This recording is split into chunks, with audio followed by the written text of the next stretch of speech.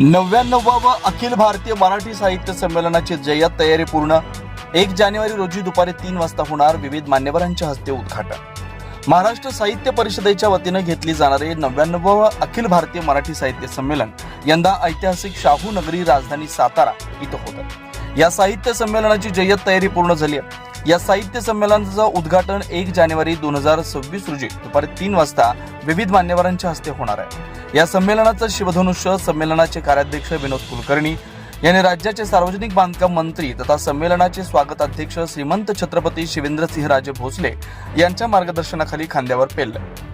हे संमेलन 1 जानेवारी ते 4 जानेवारी 2026 पर्यंत सातारकरांसाठी पर्वणी ठरणार आहे। सातारकरांनी देखील या साहित्य नगरीत येऊन संमेलनाचा आनंद घ्यावा आणि साताऱ्यात होणाऱ्या ऐतिहासिक 99व्या साहित्य संमेलनाचा भाग व्हावा असं आवाहन संमेलनाचे स्वागताध्यक्ष शिवेंद्रसिंहराजे भोसले यांनी केलं आहे।